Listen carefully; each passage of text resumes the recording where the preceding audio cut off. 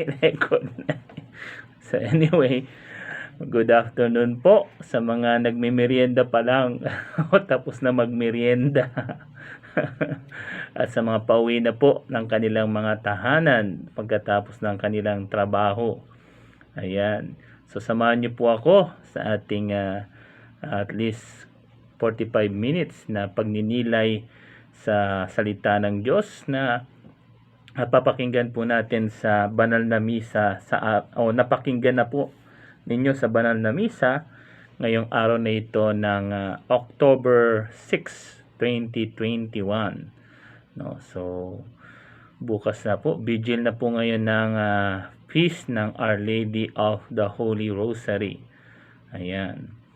At binabati natin ang mga taga Holy Rosary Minor Seminary at din sa Major Seminary. Ayan. And of course, atin pong simulan ang ating programa katulad po ng dati sa ating pananalangin at paghingi ng tulong at gabay ng ating mahal na ina. Ayan. In the name of the Father, and of the Son, and of the Holy Spirit. Amen. Hail Mary, full of grace, the Lord is with you. Blessed are you among women, and blessed is the fruit of your womb, Jesus. Holy Mary, Mother of God, pray for us sinners, now and at the hour of our death. Amen. May Immaculate Our Lady of Peña Francia, pray for us. Our Lady of the Holy Rosary, pray for us. Mary Co-Redemptrix, pray for us. Saint Joseph, pray for us. Saint Bruno, pray for us. In the name of the Father, and of the Son, and of the Holy Spirit. Amen. So, good afternoon po ulit. Magandang hapon po mga kapanalig. At ating pong first part ng ating reflection ay yung pong first reading ng ating pagbasa of course unang pagbasa, sabi nga sa ating wika sa araw po na ito, no? At katulad na narinig po ninyo sa prayer, ngayon po ay memorial ni Saint Bruno. Ayan. So sa mga nagdiriwang ng kanilang birthday or feast day na may pangalan na Bruno, ayan, so happy birthday, happy feast day, happy anniversary sa mga nag-ano rin po, no, ng kanilang mga anniversary po. Okay, basahin po natin ang ating first reading. Ay tayo po pala ay nasa 27th week in ordinary time. Bilis na. Bilis. At alam nyo, October na pala. At tayo po ay nasa first Wednesday ng Our Mother Perpetual Help, no?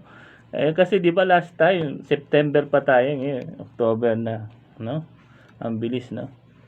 And may nagka-countdown na yan, no? Nagka-countdown na ng Christmas, no? Ilang days before Christmas, no? Mamaya tatanungin natin si technical kung anong ilang days na before Christmas. Kaya alam mo joke lang. Mamaya sabihin natin kung anong ilang days na before Christmas, no? Alam ko kasi yung iba dyan excited na no? Okay, so first reading. A reading from the book of the prophet Jonah. Jonah was greatly displeased. Sandali lang po, no? Kalimutan nating ilagay yung ating salamin. Medyo tumatanda na rin kailangan na rin natin ng sabi nga, ayan, galing talaga ng ating technical. 80 days before Christmas. Ayan, 80 days before Christmas. Sandali na lang pala, no? Konti na lang pala. Anyway, a reading from the book of the prophet Jonah. Jonah was greatly displeased and became angry that God did not carry out the evil he threatened against Nineveh. He prayed, I beseech you, Lord, is not this what I said while I was still in my own country? This is why I fled at first to Tarshish. I knew that you are a gracious and merciful God, slow to anger, rich in clemency, slow to punish. And now, Lord, please take my life from me, for it is better for me to die than to live. But the Lord asked, have you reason to be angry? Jonah then left the city for a place to the east of it, where he built himself a hut and waited under it in the shade to see what would happen to the city. And when the Lord God provided a ground plant that grew up over Jonah's head, giving shade that relieved him of any discomfort, Jonah was very happy over the plant. But the next morning at dawn, God sent a worm that attacked the plant, so that it withered. And when the sun arose, God sent a burning east wind, and the sun beat upon Jonah's head till he became faint. Then Jonah asked for death, saying, I would be better off dead than alive. But God said to Jonah, have you reason to be angry over the plant? I have reason to be angry, Jonah answered, angry enough to die. Then the Lord said, you are concerned over the plant, which cost you no labor, and which you did not raise. It came up in one night, and in one night it perished. And should I not be concerned over Nineveh, the great city, in which there are more than 120,000 persons who cannot distinguish their right hand from their left, not to mention the many cattle? The word of the Lord. Thanks be to God. Ayan. So basahin po natin sa ating wikang pambansa. Ang first reading po pala ay Jonah chapter 4 verse 1 to 11. Sabi po dito, hindi nagustuhan ni Jonas ang pag-uurong ng Diyos sa balak na paggunaw sa Ninive, at siya'y nagalit. Kaya dumalangin siya, Yahweh, hindi ba bago pa ako magpunta rito ay sinabi kong ganito nga ang gagawin ninyo? At itong dahilan kaya ako tumakas patungong Tarsis. Alam kong kayo ay Diyos na mahabagin at mapagpala. Alam ko ring matyaga kayo, punong-puno ng pag-ibig at madaling mapawi ang galit. Mabuti pang mamatay na ako, Yahweh. Ibig ko pang mamatay kaysa mabuhay. Sumagot si Yahweh, anong ikagagalit mo, Jonas o Honas? Walang kibong lumakad si Honas na papunta sa silangan ng lungsod at naupo. Gumawa siya ng isang silungan at doon hinintay kung ano ang mangyayari sa lungsod. Pinatubo ni Yahweh sa tabi ni Honas ang isang malagong halaman na nagbigay ng lilim sa kanya. Labis naman itong ikinagalak ni Honas. Ngunit kinabukasan, ang halaman ay ipinasira ng Diyos sa isang uod at namatay. Sumikat ng matindi ang araw at umihip ang nakapapasong hangin. Halos mahilo si Honas o Jonas sa matinding init. Kaya sinabi niya, mabuti pang mamatay na ako. Sinabi sa kanya ng Diyos, dapat ka bang magalit dahil sa nangyari sa halaman? Sumagot siya, oo, nagagalit ako. Ibig ko nang mamatay. Sinabi ni Yahweh, tumubo ang halamang iyon, lumago sa loob na magdamag at namatay kinabukasan.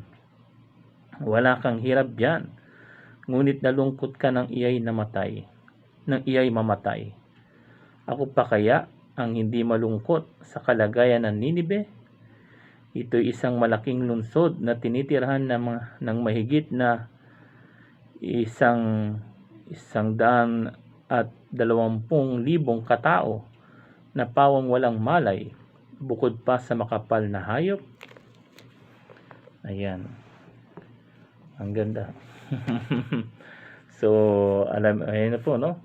At diyan po nagtapos ang libro ni Jonas. Alam niyo, napakaganda nitong librong ito, no? At napakaiksi lang, no? Kung tutusin, kayang-kaya nating basahin ito kahit sa isang upuan lang, no? Hindi naman siya parang pocket books. Dati nabutan niyo ba yung pocket books? No, although hindi tayo nagbabasa ng pocket books, no, pero yung dati, no, uso yun nung high school ako, no, yung pocket books na pa yan, mga kakapal pa, no, pero nauubos, no. Sa atin naman noon sa kabataan natin, paborito natin yung comics. Ayan, yung mga liway, yung mga funny comics, so minsan, no, nababasa natin yung mga ganyan, pero dyaryo, no. Pero itong Biblia hindi natin nababasa, no, na napakaganda, tulad nitong istorya ni Jonas, no. Alam nyo, napakaganda nitong nangyari dito sa at ipinakita nitong libro ni Jonas, no. Ipinakita na ang ating Diyos ay Diyos na puno ng pasensya, no? Puno ng pag-ibig, no? At of course alam ni ni Jonas, no? Pero ayun nga, ang gusto ni Jonas ay gusto niya na gawin ng Diyos yung kanyang binabalak na lupulin ang Nineveh, no? Ang Nineveh. Pero alam niyo po, ang Diyos, lagi niya tayong binibigyan ng sabi nga, one more chance, one more chance, sabi ko nga, di ba, madalas sa ating homily na si Lord is a God of chance, no? One more chance. God always gave us a chance, no? Hindi niya tayo hindi siya katulad natin na madaling magalit, madaling mainip, no? Madaling magtampo, no? Madaling masiraan ng loob, no? Si Lord hindi ganyan, no? Laging pa rin siya, no? He is always there waiting for us, no, to come back to him, no? Yun nga lang, no? Sa kabaliktaran naman, itong si Jonas, tignan niyo, no? Dun siya pa, no? Pagkatapos na hindi gawin ni Lord, no, dun siya pumwesto sa may isang burol na kung saan nakikita pa rin yung Nineveh, kasi sabi ng ibang mga commentator, no, sabi ng mga biblical commentator, bakit doon? Kasi hinihintay pa rin ni Jonas na gunawin ng Diyos ang Nineveh, no? Kita niyo yan, no? So no, parang revengeful ang dating ni Jonas, no? Revengeful. Kasi nga parang sa kanya, no, karapat dapat na malipol ang Nineveh. Pero ipinakita sa kanya ng Diyos, no, sa pamamagitan ng halaman, no, na pinatubo ng Diyos para siya ay liliman, no, at bigyan ng ng magandang pagtulog, no, dahil dun sa halaman na yun na natuwa siya. Pero nung namatay yung halaman, na siya, no, nawalan siya ng nagalit siya, no? Wala naman siyang ginawa dun sa halaman, ang Diyos naman ang nagpagawa, no? So minsan ganoon din po tayo, no, lalo na yung hindi naman po masama, no, inuulit ko po, hindi po masama yung bigyan natin ng pagmamahal din yung mga ating mga halaman, puno, yung ating mga hayop, pusa, aso, no. Kailangan naman din po natin yan, no, kasi sa totoo lang nga po, no, maganda rin po yung magkaroon ng pet, no, yung pet, aso, pusa, no. kasi nakakatanggal ng stress, no? Kahit ako, no, pag pag minsan na-stress, makita ko lang si Buslag at saka si Buslog, no? Although minsan si Buslog at si Buslag nakaka-stress din. Pero si, pati na rin si Achiko, no? Pero most of the time, of course, most of the time, yung mga pet na, ayan, nakakatanggal ng stress, ayan. Pati yung mga, di ba, yung mga favorite mong halaman, nakakatanggal po ng stress. So, okay din po yan. Kaya lang, ang problema po, ito, kung minsan, mas nabibigyan natin ng importansya itong mga pet, tsaka itong mga sobrang exaggerated naman pong environmentalist, no, na para bang nakakalimutan na natin yung ating kapwa. Ayun, no. Mostly, no, pinaglalaban, yun nga, no, sa ibang bansa, no, maraming ipinaglalaban yung mga tawag dito, yung mga mga puno. Of course, kailangan din po natin yan, pero kailangan ipaglaban din natin yung mga bata na nasa sinapupunan ng kanilang mga nanay, no? Ipaglaban din natin yung mga kapatid natin na ipinanganak na may kapansanan, yung mga ating mga nakatatanda, no, na may sakit, yung mga Down syndrome. Ipaglaban din po natin sila, hindi lang yung mga hayop, hindi lang po yung mga puno, no? Sana tayo, no, lahat, no, totally, no, katulad ng simbahan, ng church, di ba? Ang church, tulad niyan ni Pope Francis, di ba? Inaano ng simbahan yung tungkol sa mga environment, ayan. Yung sa Laudato Si, yan, kay Saint Francis, di ba? Na pangalagaan natin yung ating tinatawag na casa comune, common home, no? Pero at the same time, ang simbahan hindi pinapabayaan yung pakikipaglaban as a pro-life, no? Dun sa mga kapatid natin mahihina, dun sa mga nasa sinapupunan ng kanilang nanay na walang boses na magsalita na wag nyo kaming patayin, no? Ayan, dapat ipaglaban nyo, kasi mas mahalaga rin yung yung ating kapwa-tao, no? Hindi lang yung mga puno at halaman, hindi lang yung mga aso at pusa, no? So dapat balance, no? Dapat equal po yung ating pagtingin. Kung minsan nga mas dapat pa nga, di ba? Mas dapat nating ipaglaban pa yung ating mga kapwa-tao kaysa Although of course kailangan sabi nga, mayroong tinatawag na hierarchy of being, ayun, no? Minsan nakakalimutan natin yung tinatawag na hierarchy of being, no? Na na tinuturo sa theology, di ba? Na nandyan si God, and then yung ating mga kapwa, yung ating neighbors, and then yung mga hayop, yung mga halaman, no? Dapat meron tayong hierarchy of being, no? Kasi minsan nababaliktad, no? Minsan wala na nga si God, nauuna pa yung no? So pagka confused na yung hierarchy of being natin na tinatawag, wala na, no? Hindi na, magulo na, confused na yung tao, no? And doon pumapasok yung mga iba't ibang uri ng tinatawag na heresy, no? So mag-ingat po tayo doon, mga kapanalig, no?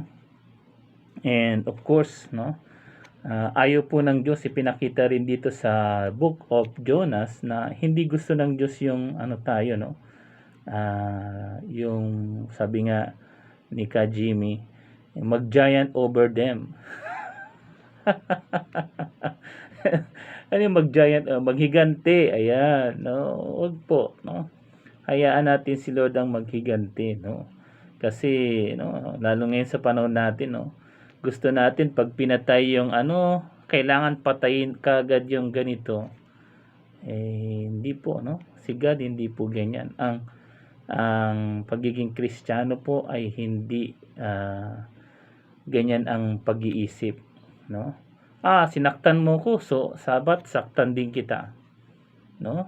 Ginawa mo ako ng mali, kailangan gawan din kita ng mali. Di po ba? Hindi 'yon. Kasi, di ba? Ano ba sabi ni Lord sa Biblia, no? Ano sabi ni Jesus sa Biblia? No, pag sinampal ka sa kaliwa, ibigay mo pa nga yung kanan no. Mahalin mo yung iyong ipagdasal mo yung mga kaaway, mahalin mo yung kaaway, di po ba? Yan po ang pagiging Kristiyano, hindi yung ano lang tawag dito, yung palahiganti, no, palagiant. Sabi niya, no? Yun ang ano ni Jonas, no? Parang yun nga, tanungin natin yung sarili natin, no? Baka katulad tayo ni Jonas, no? Tuwan-tuwa pa tayo kapag nakikita natin pinapatay yung taong yun, ano no? Yun ang pangit, no? Alam niyo may bagong film ngayon, no? Pero nakita ko lang yung trailer, no? Nakita ko lang po yung trailer. Yung tinatawag na ano, no? Ano yun? Maximum Carnage, no? Maximum Carnage, no? Yung isang isang ano doon, parang kalaban doon si Carnage, no? Ano yun criminal, no? Criminal, no? At dahil criminal na gusto niya patayin, no? Di ba?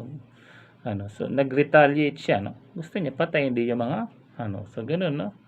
Kapag ganoon yung mentality natin, patay sa patay, yun nga, yung tinatawag na legge di talione o law of talione, na ngipin sa ngipin, no, pustiso sa pustiso.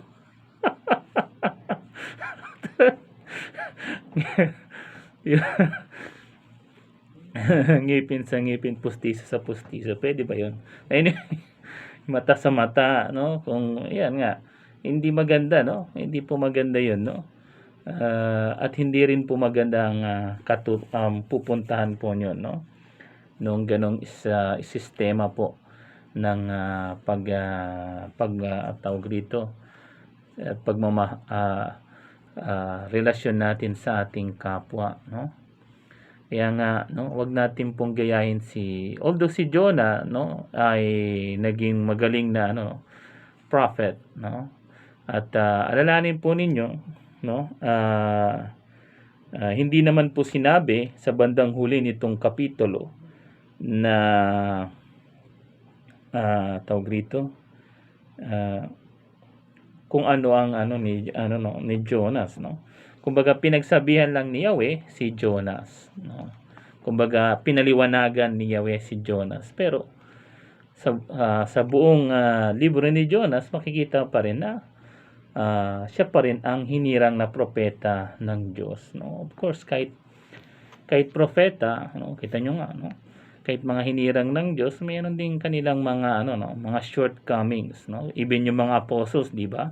Si Saint Peter, no, si Saint John, no? Meron din sila mga shortcomings, pero kita nyo, naging saint pa rin sila, no? Naging santo pa rin sila. So yun lang po ang mahalaga, wag nating gayahin, no, yung naging shortcomings, yung defect, no, sa tingin sa natin, no, yung defect ni Jonas na gusto niya, no, ang Diyos ay maging Diyos na mabagsik, no, Diyos na palahiganti, no. So hindi naman po ganoon. God is a God of mercy and love.